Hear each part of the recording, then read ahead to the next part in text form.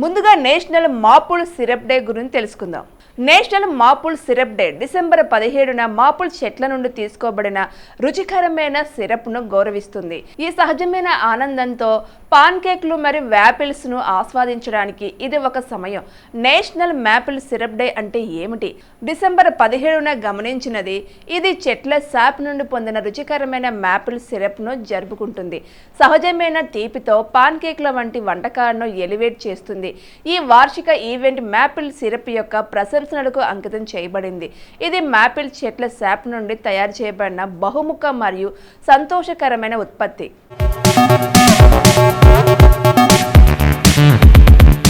ఇక ఈ రోజున ప్రజలు పాన్ కేక్ల నుండి వ్యాపిల్స్ వరకు వివిధ రకాల భోజనాలను ఆస్వాదిస్తారు. మాపుల్ సిరప్ యొక్క బంగారు సంపదతో అలంకరించబడిన నిజమైన పాకం ఆనందం. దాని రుచికరమైన రుచికి మించి నేషనల్ మాపుల్ సిరప్ డే ఈ ప్రియమైన ట్రిక్ను వెలికితీసే మరియు ఉత్పత్తి చేసే శ్రమతో కూడుకున్న మరియు సంప్రదాయక ప్రక్రియను కూడా గుర్తిస్తుంది. ఇది ప్రకృతి మరియు పాక విలాసానికి మధ్య ఉన్న సమ్మేళనానికి ఒక మధురమైన రిమైండర్. ఇది జాతీయ మాపుల్ సిరప్ డేని ఆహార ప్రియులకు ప్రతిష్టాత్మకమైన సందర్భంగా చేస్తుంది.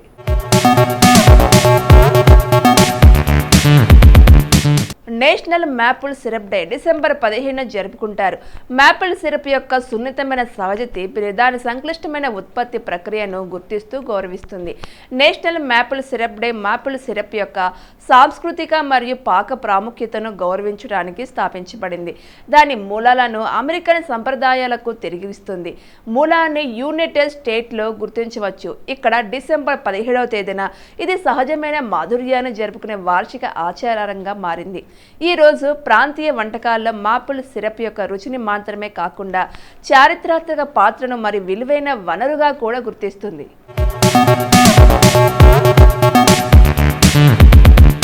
1971 పాకిస్తాన్ విభజన ఫలితంగా బంగ్లాదేశ్ ఉనికిలోకి వచ్చిన తర్వాత భారతదేశం మరియు పాకిస్తాన్ మధ్య 3వ యుద్ధం ముగిసింది. 2013 జర్మనీ ఛాన్సలర్ పదవికి ఏంజెలా మార్కెల్ మూడోసారి ఎన్నికయ్యారు. 2014 అమెరికన్ దాని 1960లు మరియు క్యూబాతో దౌత్య సంబంధాలను పునఃస్థాపిస్తుంది. అలన్ గ్రాస్ మరియు అనామక అమెరికన్ గూఢచారి సహాయం కోసం క్యూబా 3 నిర్బంధాలను మార్చుకున్న తర్వాత ఆ ఒప్పందం కుదిరింది. 2014 నుండి 55 ఏళ్ల తర్వాత మళ్లీ అమెరికా క్యూబా ద్వైత సంబంధాలను పునరుద్ధరించుకున్నాయి.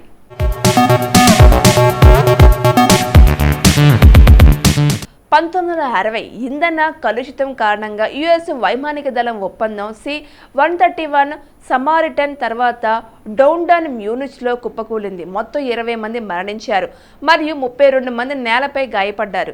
1970 దేశవ్యాప్తంగా ప్రభుత్వ వ్యతిరేక నిరసనలు ప్రారంభమైన స్మారక చిహ్నాల్లో పనిచేస్తున్న కార్మికులపై అంటే మెమోరియల్ పోర్ట్రెయిట్లు అంటే సైనికులు కాల్పులు జరిపారు.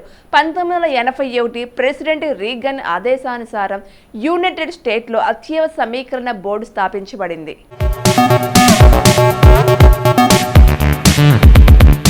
1987 మెగా మెయిన్ జపాన్లో విడుదలైంది. 1989 సిపా సన్స్ ప్రస్తుతం ఎక్కువ కాలం నడుస్తున్న అమెరికన్ ప్రైమ్ టైమ్షిప్ సిరీస్ ప్యాక్స్ టెలివిజన్ నెట్వర్క్లో Simpson roasting on a open ఫైర్తో అమెరికన్ అరంగేట్రం చేసింది. 1992 జనరల్ సువా 4.4 మిలియన్ సంవత్సరాల వయసు గల ఆస్ట్రాలోపిథెకస్ రామిదాస్ యొక్క దంతాలను కనుగొన్నారు. 1993 కేవిన్ స్కాడ్ స్క్వేట్స్ వరల్డ్ రికార్డు 1000 మీటర్లు అంటే 1:12.54.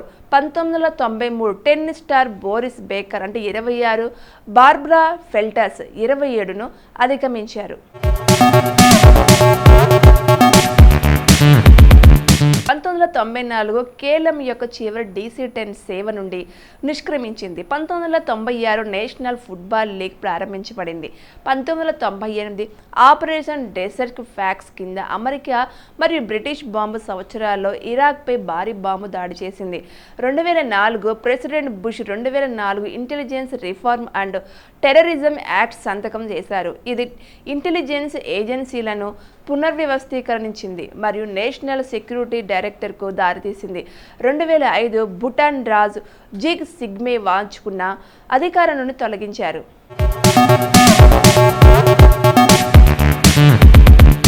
2009 లెబనాన్ తీరంలో cargo ship MV Don F2 మునిగిపోవడంతో 40 మంది మరణించారు. మరో 28,000 జంతువులు మరణించాయి. 2010 కుక్ ఐలాండ్లో మొదటిసారిగా HIV ఇన్ఫెక్షన్ను ప్రకటించారు. 2010 ట్యూనిషియా రోడ్డు విక్రేత మొహమ్మద్ బుజీ పోలీసుల వేధింపుల కోసం నిప్పంటించుకున్నాడు. ఇది ట్యూనిషియా విప్లవాన్ని ప్రేరేపించింది. 2011 ఫిలిప్పీన్లో ఉష్ణమండల తుఫాన్ వాషి వరదల కారణంగా కనీసం 400 మంది మరణించారు. మరికొంతమంది అదృశ్యమయ్యారు.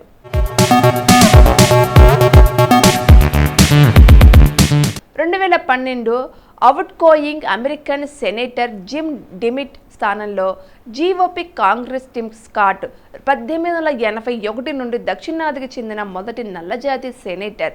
2013-2014లో ఫేమ్స్ రాక్ అండ్ రోల్ హాల్లో Linda Ronstadt, Peter Gabriel Hall and Oates, Nirvana kissing మరియు క్యాట్ సివెన్లు చేర్చబడతారని ప్రకటించారు. 2013 అవినీతి ఆరోపణలపై ఇస్తాంబుల్ సెక్యూరిటీ డైరెక్టర్ పాలక న్యాయ మరియు అభివృద్ధి పార్టీకి చెందిన 47 మందిని అదుపులోకి తీసుకుంది.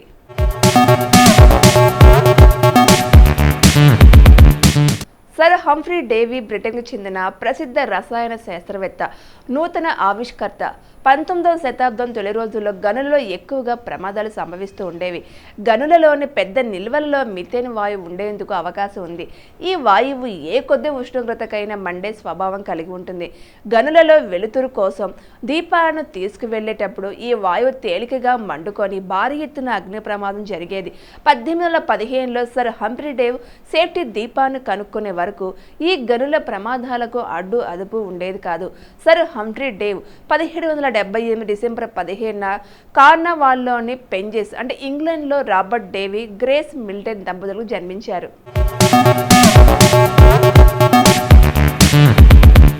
సహజ నటిగా పేరు పొందిన జయసుధ తెలుగు సినిమా నటి. ఈమె అసలు పేరు సుజాత. 1959 డిసెంబర్ 15న మద్రాసులో జన్మించారు. పుట్టి పెరిగినది మద్రాసులో అయిన మాతృభాష తెలుగే. నటి, నిర్మాత విజయ నిర్మల ఈవిడకు మేనత్త. 1972లో లక్ష్మీ దీపక్ దర్శకత్వంలో వచ్చిన పండంటి కాపురం జయసుధ మొదటి చిత్రం. జయసుధ నటించిన 300కు పైగా సినిమాల్లో 20 తమిళ సినిమాలు, 8 మలయాళ సినిమాలు, 3 హిందీ సినిమాలు, 1 కన్నడ సినిమా ఉన్నాయి. రాఘవేంద్ర దర్శకత్వంలో సుమారు 25 సినిమాలు, దాసరి నారాయణరావు దర్శకత్వంలో 27 సినిమాలు నటించింది.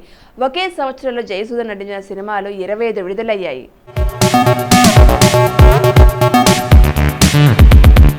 సో ఇదండి ఇవాళ best of the day episode. ఈ ఎపిసోడ్ అనేది ఈ రోజుకు సంబంధించిన కొన్ని ఆసక్తికరమైన విశేషాలు తెలుసుకోవడానికి ఉపయోగపడింది అని అనుకుంటూ మళ్ళీ రేపటి ఎపిసోడ్లో మళ్ళీ కలుసుకుందాం. Until then this is Shirisha. Bye bye.